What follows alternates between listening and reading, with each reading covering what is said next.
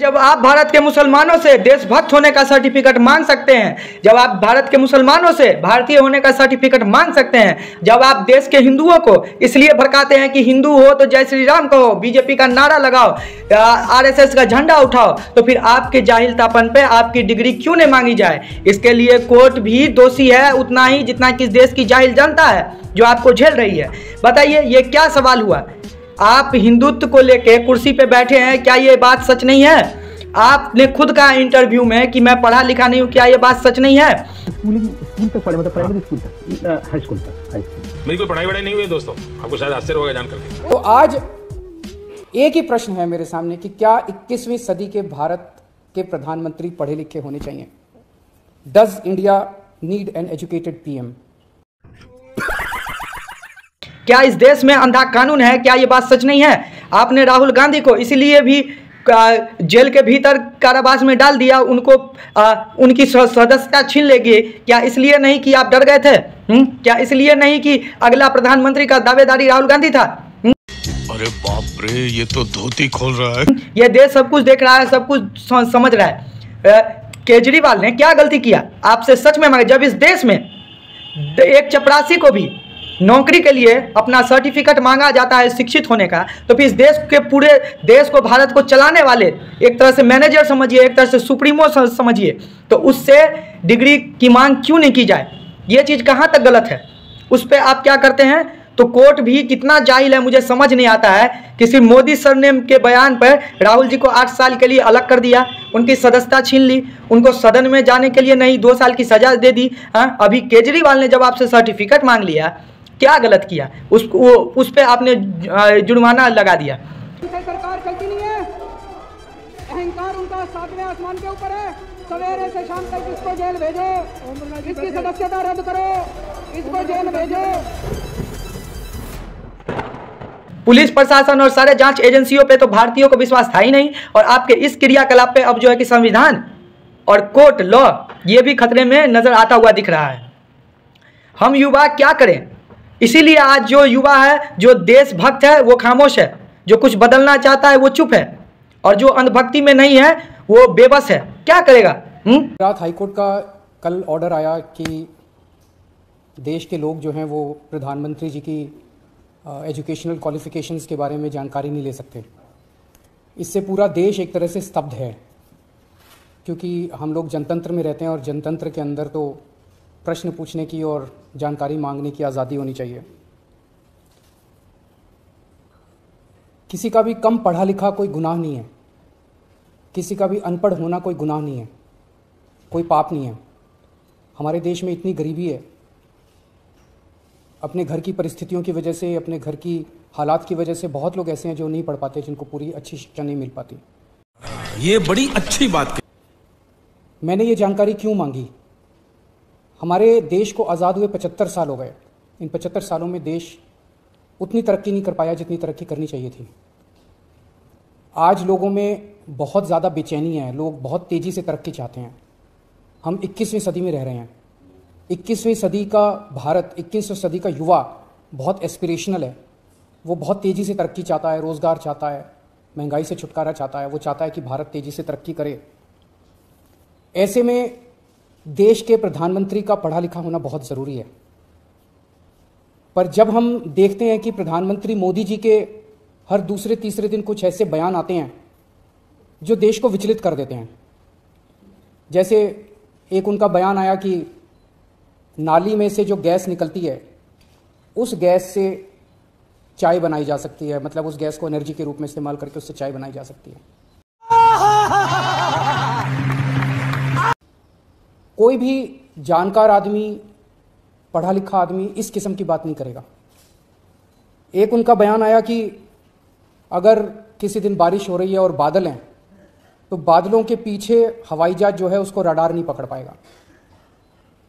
ये तो जिसने भी सुना उसे ही लगा कि ये क्या बात कर रहे हैं। आर्मी के लोगों ने, फौज के लोगों ने, एयरफोर्स के लोगों ने, बच्चों ने, पढ़ने वाले बच्चों ने, युवाओं ने जब ये बात सुनी तो उन्हें बड़ा अटपटा सा लगा। उससे ऐसे लगता है कि उनका विज्ञान के बारे में, साइंस के बारे में कितनी कम जानकारी है। मैं इसीलिए कहता हूं देश के सारे युवा को, चाहे लड़का हो या लड़की, देश का अन्न खाया है तुम लोगों ने, किसानों की मेहनत का उगाया हुआ भोजन खाया है। इस भारत धरती की सारी जिम्मेदारी तुम पर भी है, उतना ही धरती का कर्ज अदा करो, भारत का कर्ज अदा करो।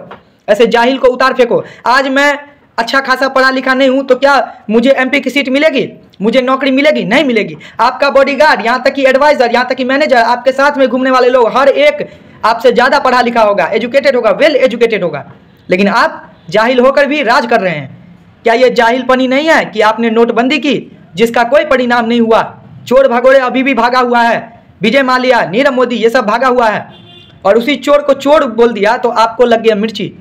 गुजरात हाईकोर्ट ने कहा है कि प्रधानमंत्री को अपनी डिग्री दिखाने की कोई जरूरत नहीं है। दोस्तों सही बात भी है। प्रधानमंत्री की ग्रेजुएशन की डिग्री देख करके देश के लोग या फिर ऑपोजिशन के लोग क्या कर लेंगे? इन लोगों को अगर देखना ही है तो 56 इंच की छाती देखें, मोर देखें, विदेश में बज रहा डंका देखें, लाल आंखें देखें, 5 ट्रिलियन इकोनॉमी का सपना देखें, बिकती हुई कंपनियां देखें, महंगाई देखें, बेरोजगारी देखें। प्रधानमंत्री की डिग्री में देखने लायक क्या है? जब यूनिवर्सिटी नहीं चाहता कि प्रधानमंत्री की डिग्री को कोई देखे तो देखना ही क्यों है?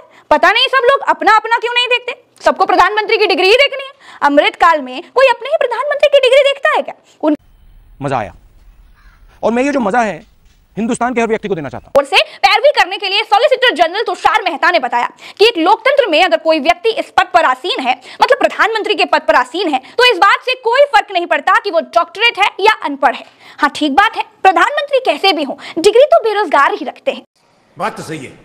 आगे तुषार मेहता ने कहा कि इस मुद्दे से कोई जनहित का मामला भी नहीं जुड़ा है। प्रधानमंत्री की डिग्रियां सार्वजनिक करने से उनकी प्राइवेसी पर जरूर असर पड़ता है। एक बात समझ में नहीं आती कि जो प्रधानमंत्री मंदिर के गर्भगृह के भीतर भी कैमरा लेकर चले जाते हैं, जो कि निषेध है, जो प्रधानमंत्री मां से मिलने के लिए भी कैमरा लेकर के जाते हैं, जो प्रधानमंत्री मोर को दाना देते समय भी कैमरे के सामने ही खिलाते हैं, जो प्रधानमंत्री अपनी सरकारी गाड़ी के भीतर भी कैमरामैन को लेकर के चलते हैं, जो प्रधानमंत्री खुद को फकीर कहते हैं, जो प्रधानमंत्री ध्यान लगाते समय भी कैमरा लेकर के जाते हैं, जो प्रधानमंत्री ये तक बताते हैं कि उनकी आदरणीय माताजी दूसरों के घर में बर्तन मांजती थी, जो प्रधानमंत्री ये तक बताते हैं कि वो स्टेशन पर चाय बेचते थे, जो प्रधानमंत्री अपने बारे में कुछ भी नहीं छिपाते हैं, जो प्रधानमंत्री खुद को खुली किताब दिखाते हैं, उनकी डिग्री में आखिर ऐसा क्या है कि अगर देश परीक्षा में मिले नंबर देख लेगा तो प्राइवेसी भंग हो जाएगी?